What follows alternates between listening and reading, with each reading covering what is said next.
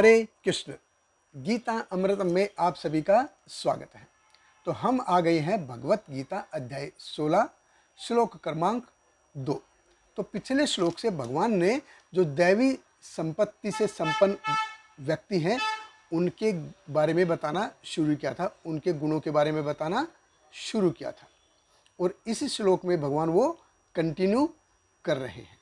तो भगवत गीता अध्याय 16 श्लोक क्रमांक 2 भगवान कृष्ण कहते हैं, अहिंसा सत्यम अक्रोध त्याग शांति अपैशुनम दया भूतेषु अलोलुप्त्वम मार्दवम हीर च आपलम।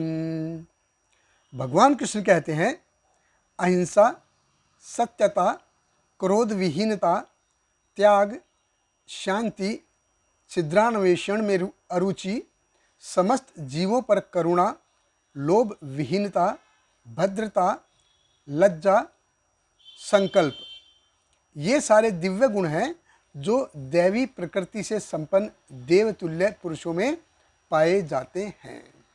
देखिए, भगवान कृष्ण कह रहे हैं अहिंसा। अहिंसा अर्थात दूसरों को क्लेश न पहुंचाना, दूसरों को दुख न पहुंचाना। एक तो होता कि भौतिक रूप से हिंसा, बाह्य रूप से यानी कि शारीरिक रूप से उनको चोट पहुंचा दिया, आघात पहुंचा दिया, या शारीरिक रूप से उनको कोई घाव दे दिया। दूसरा होता कि वाचिक स्तर पर किसी को उद्वेग ना करना, यानी कि वाणी के स्तर पर भी किसी को ऐसे वाक्य ना बोलना जिससे उनको दुख पहुंचो। जैसे भगवान आगे वाचा के तप में बताएंगे, अनुद्वेग कर्म वाक्य, यानी कि किसी को ऐसे वचन ना बोले जो उनके मन को ठेस पहुंचाए। तो ये भी एक प्रकार की हिंसा है। फिर भगवान कहते हैं सत्यम। सत्यम अर्थात सच, यानी कि सच के मार्ग पे चलना, चाहे उसको कुछ भी लगे। सच का जो मार्ग है वो हमेशा कठिन होता है, लेकिन भगवान कहते हैं कि सच का मार्ग है वो सबसे अच्छा होता है। क्यों? क्योंकि ये आने वाले जीवन को सुदृढ़ बनाता है। झूठ में हो सकता है हमको तुरंत कोई अच्छा रिजल्ट मिल जाए, इमीडिएट रिजल्ट अच्छा हो सकता है, लेकिन आगे जाके वो कर्मों का बड़ा जाल बुन लेता है। तो सत्यम। फिर भगवान कृष्ण कहते हैं अक्रोध। क्रोध यानी कि जब चीज़ें मेरे हिसाब से, जब मैं चाहूँ, जहाँ मैं चाहूँ, जैसा मैं चाहूँ वैसा ना हो तो हमको क्रोध आता है। अक्रोध, अक्रोध मतलब मेरे को किसी के काम कर दिया, उसके प्रति कोई मेरे को रिजल्ट की अपेक्षा नहीं है। तो रिजल्ट की अपेक्षा ना रखना वो है अक्रोध। तो रिजल्ट की अपेक्षा ही नहीं है तो क्रोध आएगा ही नहीं, तो वो हो गया अक्रोध। फिर भगवान कृष्ण कहते हैं त्याग। तो जीवन कैसा जीना चाहिए? अत्यंत सरलता से जीना चाहिए, यानी कि कम से कम ज़रूरतें हमारी होनी चाहिए। तो भगवान ने जो भी हमको माध्यम दिए हैं, जो हमको विभूतियाँ दी हैं, जैसे सुंदरता दे दिया है, या वाक पटुता दे दिया है, या हमको धन दिया है, वो इसलिए ताकि हम उसको दूसरों की सेवा में लगा सकें। हम देखते हैं जैसे देवी देवता हैं, ये सृष्टि का कार्यभार संभालते हैं। भगवान ने इनको अलग अलग डिपार्टमेंट का इंचार्ज बनाया है, तो कार्यभार ये देखते हैं। तो अपने लिए कुछ रखते हैं क्या? ये नहीं, ये अपना जीवन दूसरों के लिए देते हैं, अपना जीवन दूसरों के लिए उपयोग में करते हैं। ऐसे ही जो IAS होते हैं, IPS होते हैं, उनको भी अपना जीवन दूसरों के लिए देना चाहिए। मंत्रीगण होते हैं, इनको भी अपना जीवन दूसरों की सेवा में लगाना चाहिए। तो यह है, तो दूसरों को मतलब हमेशा मदद करने के लिए तैयार रहना चाहिए। फिर भगवान कृष्ण कहते हैं शांति। शांति कब होगी? जब व्यक्ति को अपने लिए जीवन में कुछ नहीं चाहिए, तब सही मायने में वो शांत रहेगा, जीवन में उसके शांति रहेगी। अपैशुनम। अपैशुनम अर्थात साधारण जीवन जीना, और दूसरों में दोष न ढूंढना। तो आजकल देखिए भौतिक जगत में नंबर 1 क्वालिटी है लोगों में दूसरों के अंदर दोष ढूंढने का।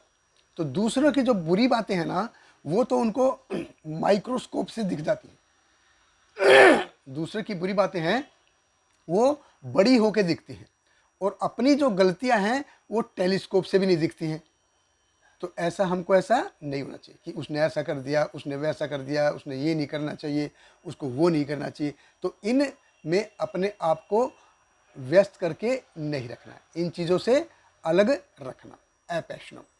फिर भगवान कृष्ण कहते हैं दया भूतेषु, यानी कि सभी जीवों के प्रति दया का भाव दिखाना। दूसरा व्यक्ति किसी गलती से गुजर रहा है, किसी गड़बड़ी से गुजर रहा है, या किसी ऐसी परिस्थिति से गुजर रहा है कि उसको मदद की ज़रूरत है, तो उसके लिए मदद के लिए हमेशा तैयार रहना, दया भूतेषु।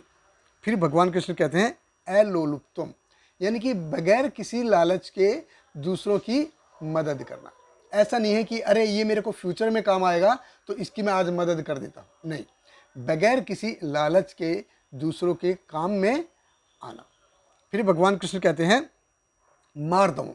मार्दवम यानी कि भद्रता, होता है ना, लेडीज एंड जेंटलमैन। तो पुरुषों को हमेशा भद्र होना चाहिए। फिर भगवान कृष्ण कहते हैं हीर। हीर यानी कि अगर कोई हमारा गुणगान करे, अगर कोई हमारा गुणगान करता है तो हमको ऐसा नहीं लगना चाहिए अरे हाँ ये व्यक्ति है जो मेरे को सही में पहचानता है, ये मेरी कद्र करता है, ये मेरे को वैल्यू, ये मेरी वैल्यू सही पहचानता है। नहीं, ऐसा हमको ऐसा नहीं होना चाहिए। अच्छे गुणों से भरपूर है फिर भी क्या है, साधारण जीवन जीना। एक तो होता है साधारण जीवन कैसे जिए, जो साधारण व्यक्ति है नॉर्मल साधारण जीवन अपना जिएगा। एक होता है कि उसके बहुत सारे अच्छे गुण हैं उसमें, फिर भी वो अपना साधारण से अपना जीवन अपना साधारण तरीके से जीवन जी रहा है, वो है भद्रता। फिर भगवान कृष्ण कहते हैं अचापलम, यानी कि हम देखते हैं जब भी हम कोई होम हवन यज्ञ व्रत करते हैं तो उसमें संकल्प लेते हैं, और आध्यात्मिक जीवन में संकल्प लेना बहुत ही जरूरी है। तो संकल्प से पूर्णता की ओर जाना ये भी दैवी संपत्ति है, और ये भगवान अगले श्लोक में भी जारी रखेंगे। हमारे साथ बने रहिए। बहुत बहुत धन्यवाद। हरे कृष्ण। श्रील प्रभुपाद की जय। Hare Krishna, Hare Krishna, Krishna Krishna, Hare Hare, Hare Rama, Hare Rama, Rama Rama, Hare Hare.